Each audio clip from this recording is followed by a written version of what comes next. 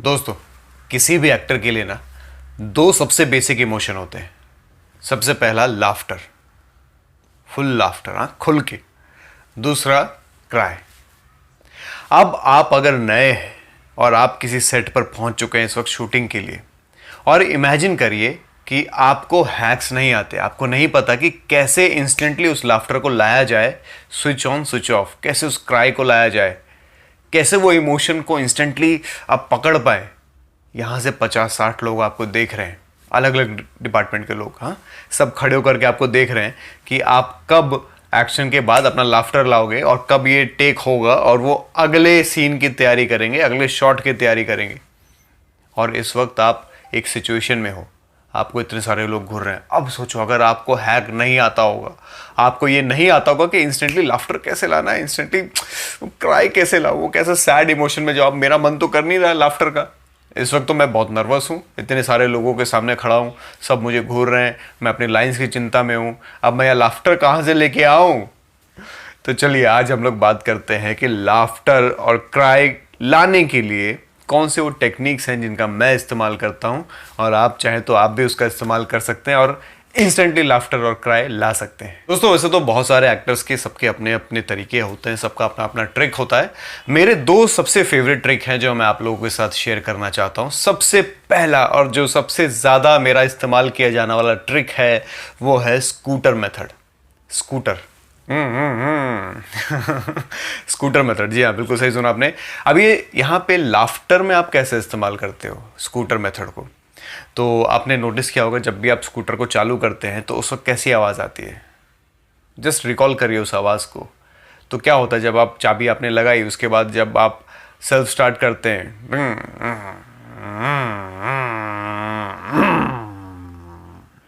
कुछ इस तरह की आवाज़ आती है। और जब भी आप रेस देते हैं, जब भी आप एक्सीलेटर देते हैं तो उसका कैसा होता है, तो कहीं ना कहीं इस आवाज़ को, इस स्कूटर मेथड को, इस तरीके को, सेल्फ स्टार्ट देने वाला जो ट्रिगर है उसको हम लोग लाफ्टर में यूज़ करने की कोशिश करेंगे। ठीक है, कैसे करेंगे?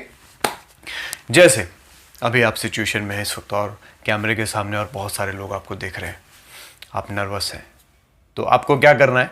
चिंता नहीं करनी है, आपको अपनी लाइंस को रिकॉल करना है, मूड को रिकॉल करना है, इस क्या सिचुएशन चल रही है, और आपको जस्ट उस ट्रिगर को यूज़ करना है, स्कूटर मेथड को। जैसे ये देखिए,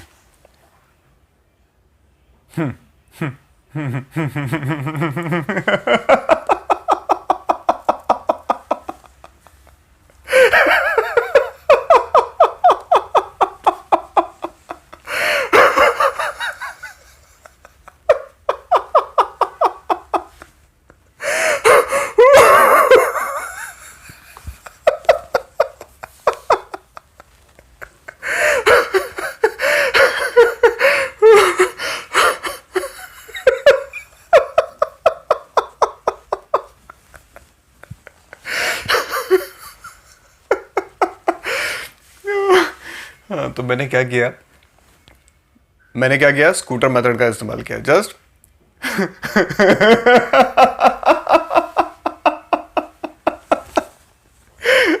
और एक बार जब आपका स्कूटर चालू हो जाए तो स्कूटर को रोकना नहीं है जब तक आपको हंसना है। अभी लेट सपोज अगर आपको 20 सेकंड तक हंसना है तो 20 सेकंड तक आपका स्कूटर ऊपर ऊपर जाना चाहिए, नीचे नहीं आना चाहिए। अगर आप नीचे आएंगे तो आपका स्कूटर रुक जाएगा, आपकी हंसी रुक जाएगी। तो ये एकदम से ट्रिगर करता है, बहुत ही मैजिकल ट्रिक है। अगर आप इसको इस्तेमाल करेंगे तो आपकी वो नर्वसनेस भी खत्म हो जाएगी और आप एकदम से इंस्टेंटली लाफ्टर ला पाएंगे। जो दूसरा मेथड मैं यूज करता हूं लाफ्टर के लिए वो है ब्रीदिंग मेथड। अब इसमें क्या होता है, ये कहीं ना कहीं मिलता जुलता है स्कूटर मेथड से, लेकिन एग्जैक्टली स्कूटर मेथड नहीं है। इसमें आप ब्रीदिंग का ज़्यादा इस्तेमाल करते हैं। ठीक है, तो करना क्या है, बेसिकली आपको हवा को बाहर की तरफ फेंकना है।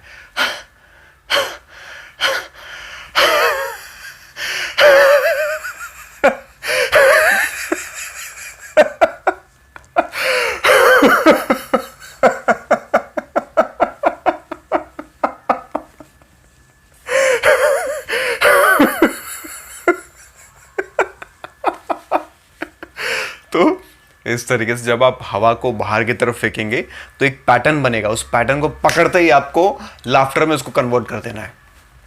दोनों ही अच्छे मेथड है, लेकिन मेरा जो सबसे फेवरेट है वो है स्कूटर मेथड।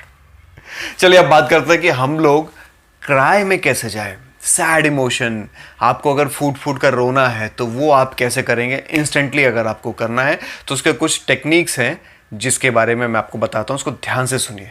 सबसे पहला, आपकी लाइफ में, आपके पास्ट में अगर कुछ भी ऐसा हुआ हो जिसको याद करते ही आप सैड हो जाते हैं, आपको बहुत दुख होता है, तो उसको आप एज अ ट्रिगर यूज़ कर सकते हैं।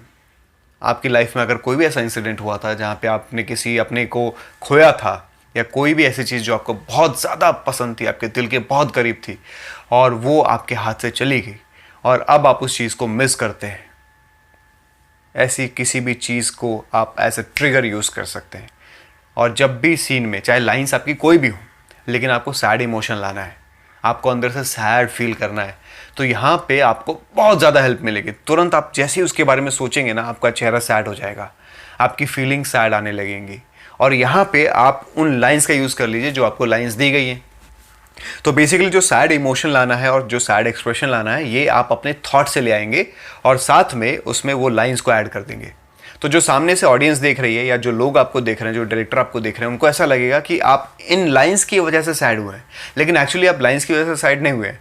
आप अपने पास्ट, जो आपका एक्सपीरियंस था, जो पास्ट आपके साथ जो इंसिडेंट हुआ था, उसको लेकर के सैड हो गए हैं और साथ में अपने ये लाइंस को ऐड कर दिए, तो ये आपको बहुत हेल्प करेगी। दूसरी चीज़ है इमेजिनेशन। अब अगर आप ये नहीं करना चाहते, आप अपने पास्ट में नहीं जाना चाहते, या आपके लिए वो बहुत ज़्यादा पेनफुल है, उसको बार बार याद करना आपके लिए बहुत प्रॉब्लम हो जाता है और आप उसको याद नहीं करना चाहते, तो कोई बात नहीं। दूसरा जो तरीका है इमेजिनेशन का, आपको इमेजिन करना है कोई भी चीज़ जो आपकी बहुत ज़्यादा दिल के करीब है या जिसको आप बहुत ज़्यादा पसंद करते हैं और उसके खोने का डर है आपको, तो आपको उसके बारे में सोचना पड़ेगा। अगर ये चीज़ मेरे हाथ से चली जाए तो मेरे साथ क्या होगा, तो मेरी लाइफ कितनी सैड हो जाएगी, या मुझे कितना बुरा लगेगा, या मैं किस तरीके से परेशान हो जाऊंगा अगर ये चीज़ मेरे हाथ से चली गई। तो दूसरी जो चीज़ है वो है इमेजिनेशन, जहाँ पे एक्चुअली में कुछ हुआ नहीं है, लेकिन आप ऐसा इमेजिन कर रहे हैं कि अगर ऐसा हो गया तो क्या होगा मेरे साथ। फॉर एग्जाम्पल, अगर आप कोई सीन कर रहे हैं जहाँ पे आपके किसी फ्रेंड की डेथ हुई है, उसमें लाइंस में ऐसा लिखा है और आपको उसकी बॉडी के पास जाकर उससे बात करना है, तो यहाँ पे आप चाहें तो ऐसा इमेजिन कर सकते हैं, कोई अगर आपका ऐसा दोस्त है जिसकी एक्चुअली में डेथ हुई है, तो आप क्या करेंगे। तो यहाँ पे आपको एक बहुत बड़ा हेल्प मिलेगा इमेजिन करते हुए। तो ये था दूसरा टेक्निक। तीसरा टेक्निक क्या है? तीसरे टेक्निक में आपको करना है पहले एक्सप्रेशंस, फिर साउंड्स और फिर फीलिंग। ठीक है, सबसे पहला expression, then sound and then feeling.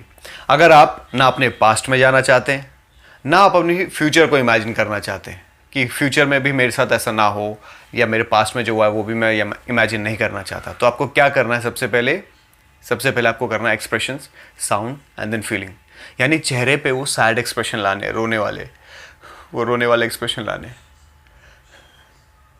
Then sound,